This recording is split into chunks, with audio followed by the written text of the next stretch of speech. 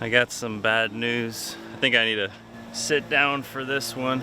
So I got crabs, and it's spreading like a damn wildfire out here.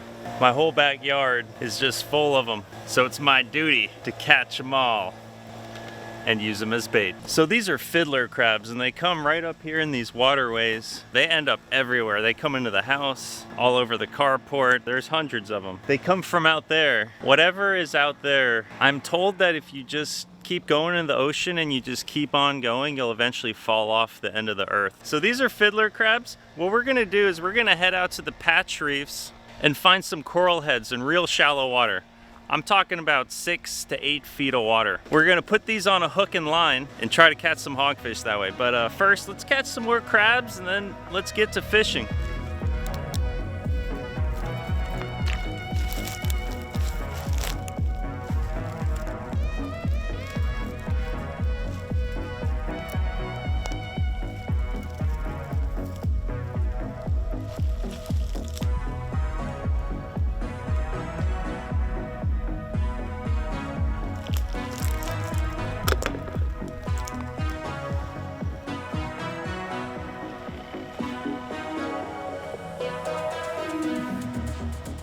Bam! I caught myself some fiddler crabs. I got them here in this Yeti bucket. I'm actually a little worried because my Yeti sticker is peeling off the bucket, and if that Yeti sticker comes off, how will anyone know that I wasted a bunch of money on a bucket?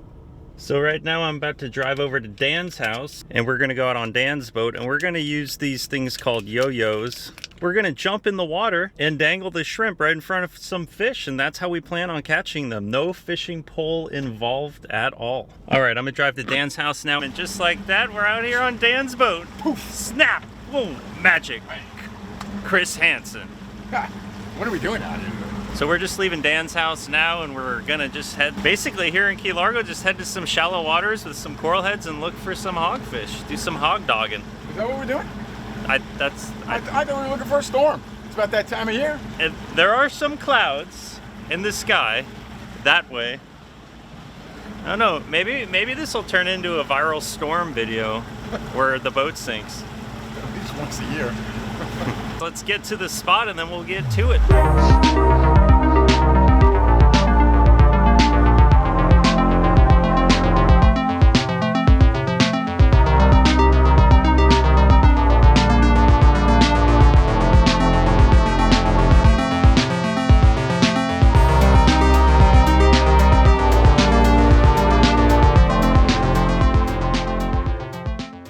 Shazam! And we're out at the spot, anchored up, and now we're gonna do a little bit of chumming. So yesterday, Caitlin and I had a beautiful snow crab dinner, and those are all the leftovers. So you just take a handful of these and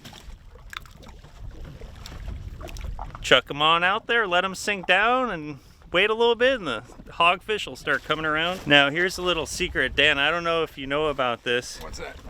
But you take your fiddler crabs. Fiddler crabs? And you put some snow crabs in there and you marinate them a little bit. Ah, shoot. They'll love that. Fiddler crab that smells like a snow crab. That'll be confusing.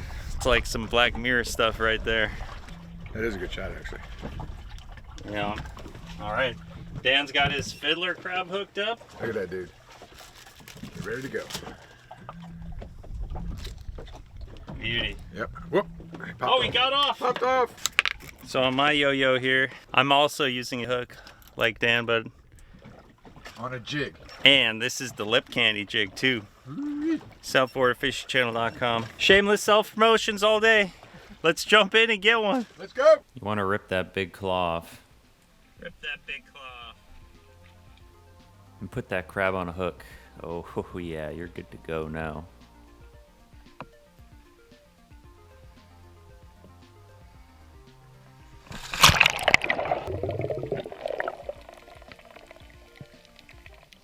Now we just gotta find a hogfish.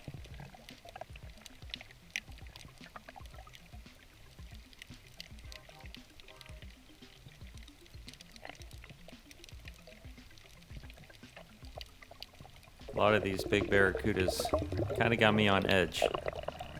I had a buddy get bit last week by one spearfishing.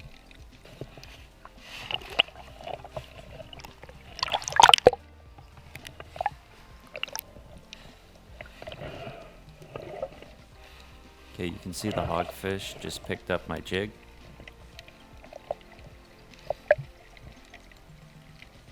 They'll usually tear the crab apart and nip it a few times before actually swallowing it, so you just gotta be patient.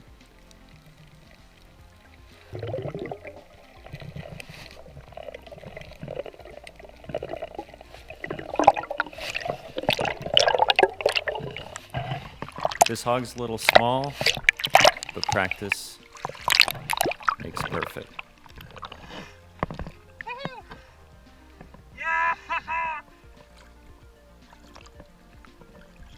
He's a small one, but good practice.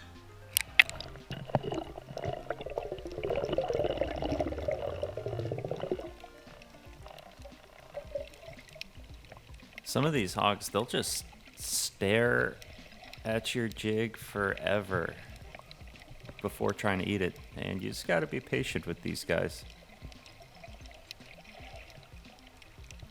Come on, come on.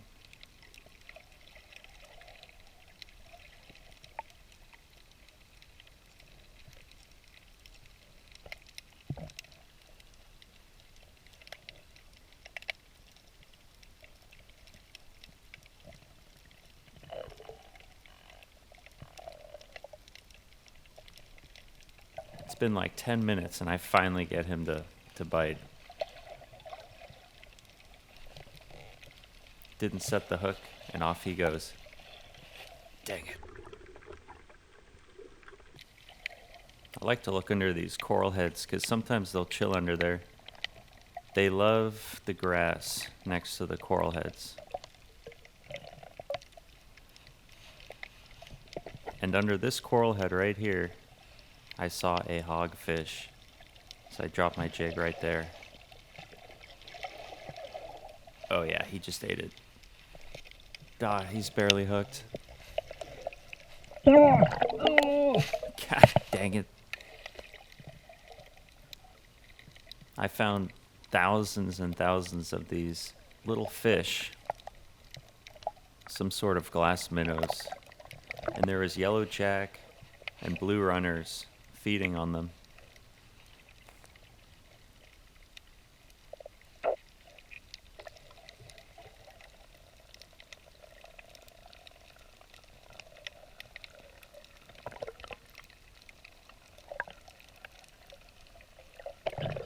Now, a little trick I like to do is kick up sand around the grass just like this.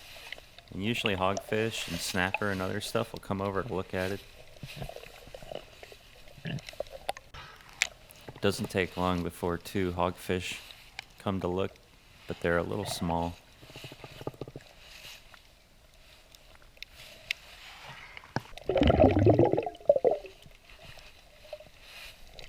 Get another hog on.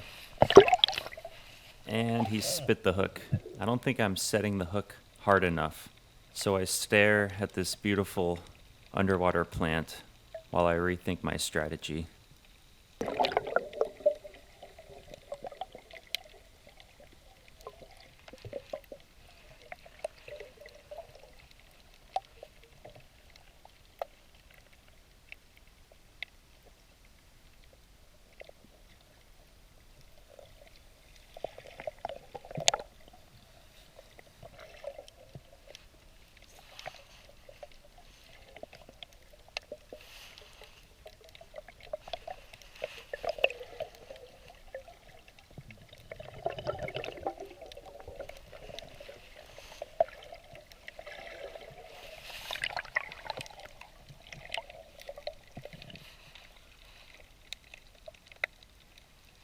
I spot a nice hogfish next to this plant, but I keep hooking into grunts and other small fish that also want the bait.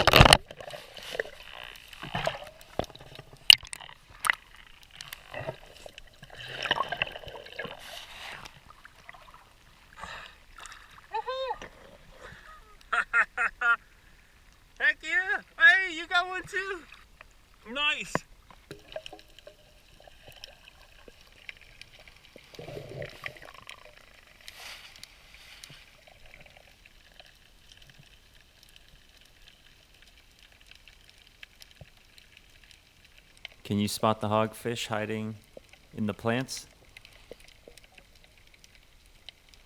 I finally saw a beast hogfish. He must be 19, 20 inches.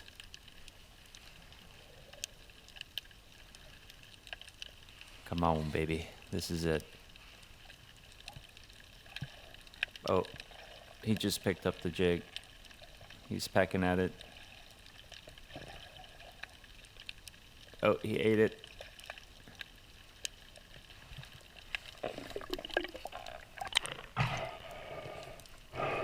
I take a breath and I go to set the hook.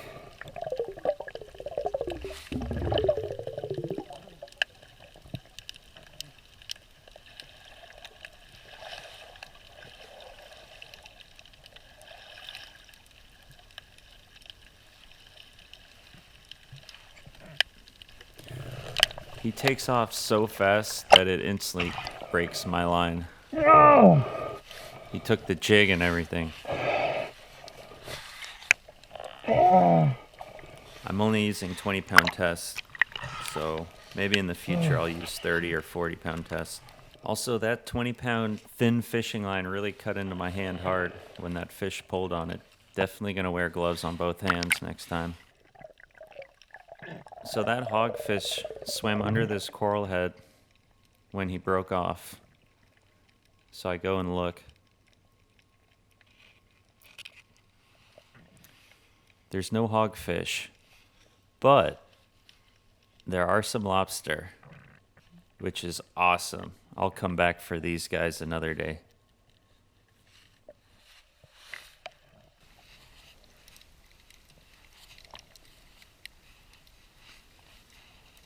Here's another nice hogfish, stubborn as usual. Stares at my jig for about 10 minutes before taking off.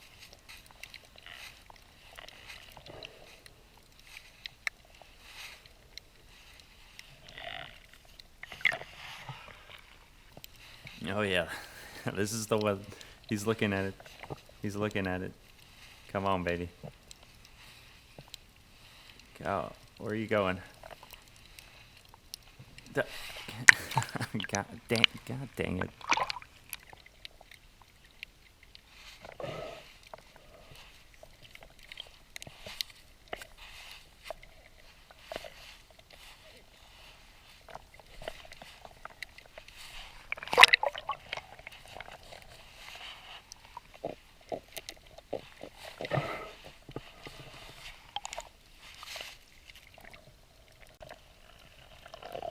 Here's a classical situation you'll find yourself in. The little grunts are trying to steal your bait. The hogfish is looking at it, but being standoffish. And there's nothing you can do but stare. Everyone is just staring.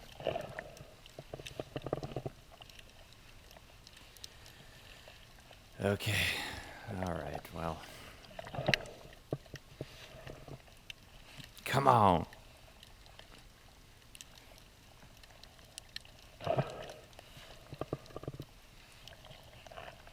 I finally find a nice hogfish. Off by himself. Ready for dinner.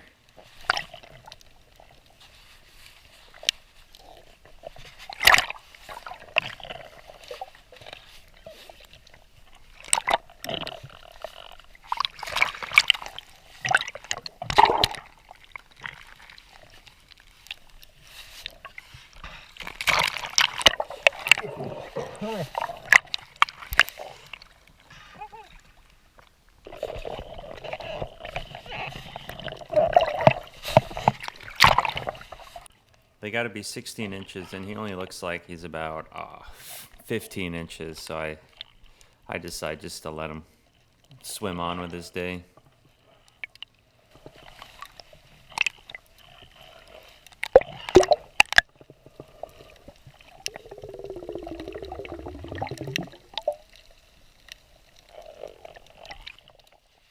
You know, I'm still feeling very hopeful that we're going to catch a hogfish. But first I got to get rid of this puffer fish. He's been following me around for a while now. Just trying to make my life a little bit harder.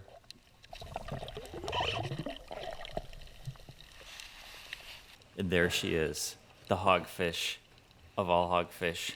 My catch and cook, my everything. Yes.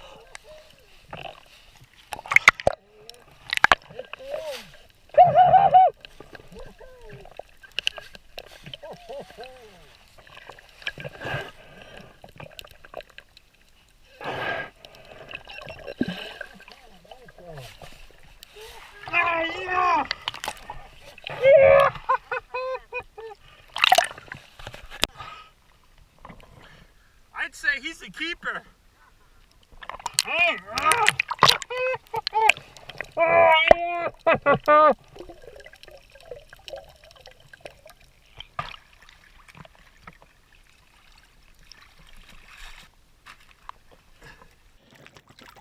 Whew. That's a beast. You gonna be able to get him in here? Oh my gosh. Nice.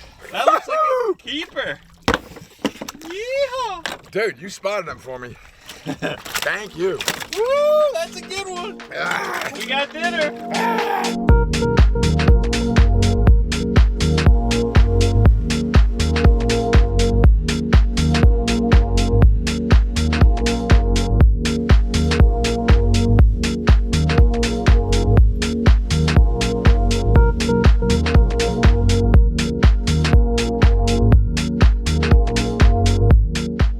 Boom, and we're back at the house.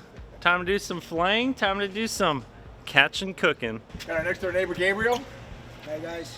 Turned us on to some nice jigs. So we're gonna go out there and try Gabriel's jigs next time we head on out. Yep. Heck yeah. And today we got hogfish. Boom. Look at that.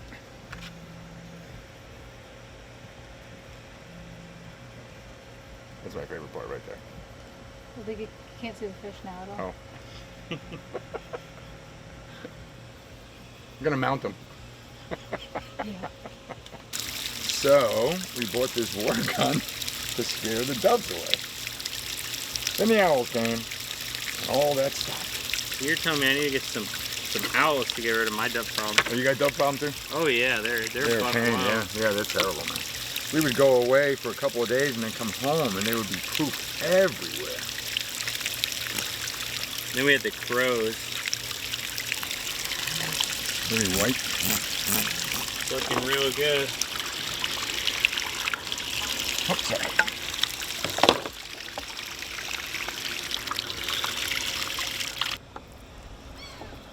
Ah, here they come. I was waiting for them. All right, we got our meats stowed away, and boy, does hogfish look good. Such a white, juicy, perfect meat. Oh yeah, look at that. Fillet. Nice. Woo-wee. Very nice. What a great freaking time catching those hogfish with Dan. I got my hogfish fillets in a bag, put them in my fridge. I do gotta say though, I might wear gloves next time because my fingers got completely cut up by that fishing line from